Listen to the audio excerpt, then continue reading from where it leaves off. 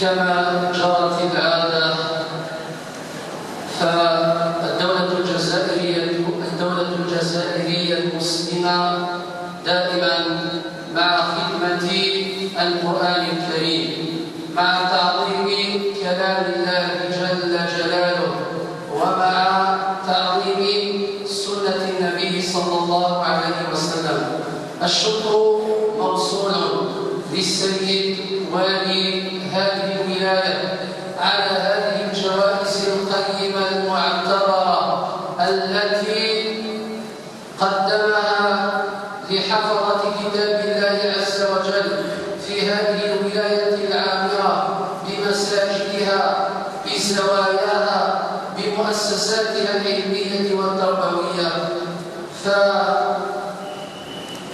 فالجائزة الأولى بالنسبة لحفظة القرآن الكريم جميعا، بالنسبة لحفظة كتاب الله كله، وهم الطالب قرطاش هلال من زاوية بنوح، الشباب إسماعيل من زاوية سيدي سنون بمقلع، عبد القافي أحمد من زاوية سيدي منصور بتلميذان. أدعو معالي السيد الوالي إن شاء الله عز وجل كي يقوم بتسليم هذه الجوائز الثلاث لحفظة كتاب الله عز وجل كله، وهم أولا قرطاش هلال. والجائزة هي 60,000 دينار، يعني 6 ملايين، ومجموعة من الكتب. جزاه الله عز وجل كل خير.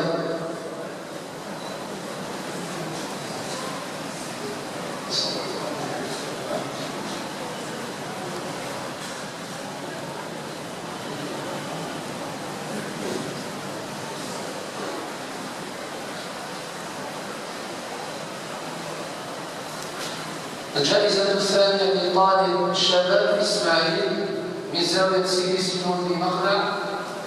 الجائزة هي عبارة عن مبلغ مالي 60,000 دينار 6 ملايين، ومجموعة من الكتب القيمة.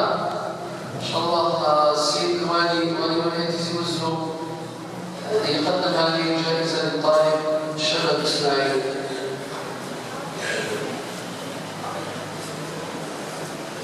إن شاء الله عز وجل. الجائزة الثالثة للطالب عبد القافي أحمد من زاوية سيدي منصور بتلميذان، 35,000 دينار، ومجموعة إن شاء الله عز وجل من الكتب. صوت.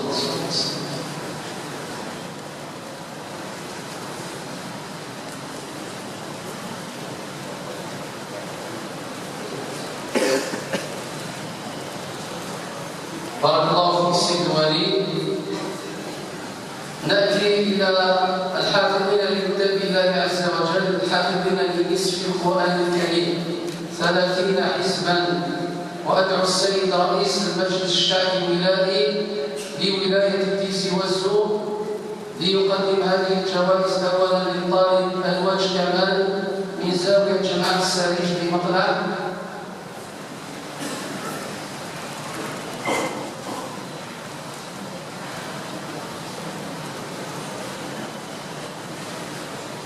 الجائزة عبارة عن 30,000 دينار زائد مجموعة من الكتب.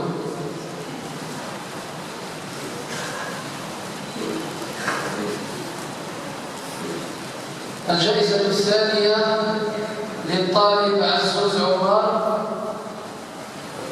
من زاوية بنوح ببوني. الجائزة هي مجموعة من الكتب زائد 20,000 دينار.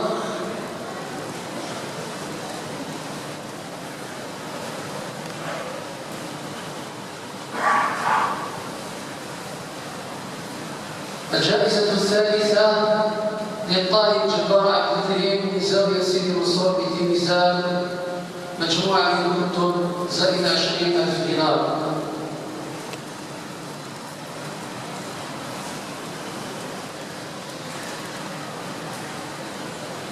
بارك الله يسر رئيس المجلس الشعبي الميلادي. ثم نأتي إلى الحافظين لربع القرآن الكريم 15 حزبا إن شاء الله عز وجل. وأدعو السيد رئيس دائرة ولاية تيزي وزو رئيس دائرة تيزي وزو ليقوم بتسليم هذه الجوائز أولا للطالب ملكي فرحات من مسجد الشيخ الحداد بعزازكا. الجائزة عبارة عن مجموعة من كتب زائد 20,000 دينار.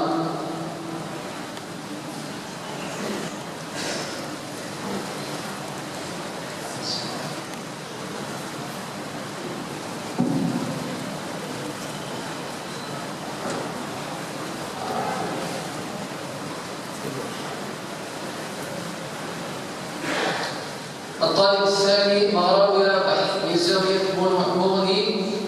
إن شاء الله يتقدم السيد رئيس دائرة تيزي وزو لتسليم هذه الجائزة التي هي عبارة عن مجموعة من كتب و 15,000 دينار.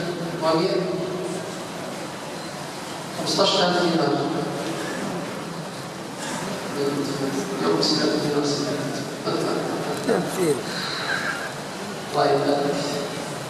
الجائزة الثالثة للطالب الجداد عبد اللطيف من زاوية بوني، وهي مجموعة من كتب زائد 15,000 دينار.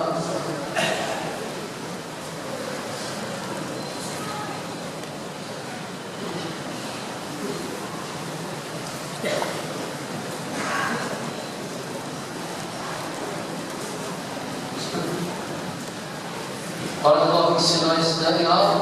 ثم إن شاء الله عز وجل نقوم بتكريم بعض التلاميذ الذين لا يزيد سنهم عن 10 سنوات.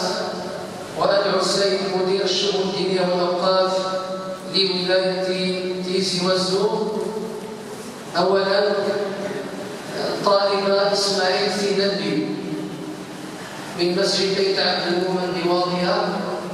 إن شاء الله يقول سيد مدير الشؤون الفرح سيد مدير. جائزة عبارة عن 20,000 دينار زي مجموعة الكتب. الله يبارك ما شاء الله.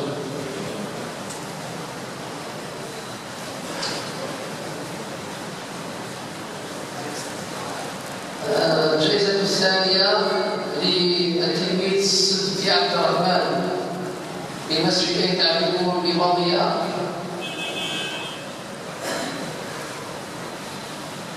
الجائزة هي 10,000 دينار زائد مجموعة من الكتب. تفضل. بسم الله الرحمن الرحيم.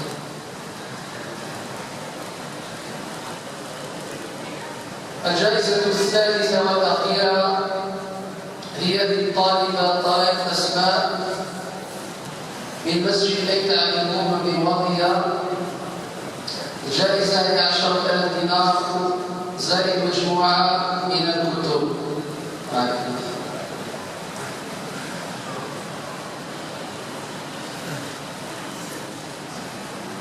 السلام عليكم.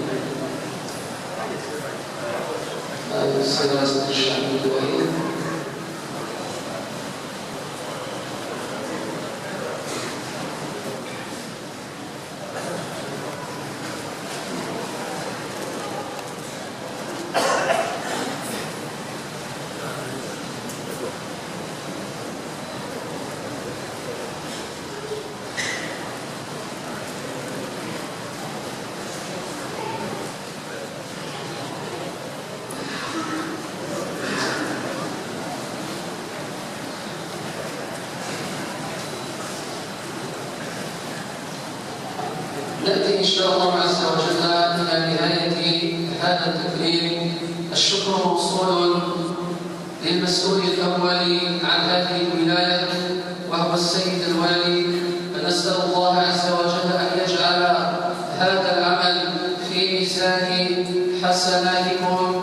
نسأل الله تبارك وتعالى أن يتقبل منا الصيام والقيام. نسأل المولى جل جلاله أن يغفر ذنوبنا وأن يستر عيوبنا وأن يرحم موتانا وأن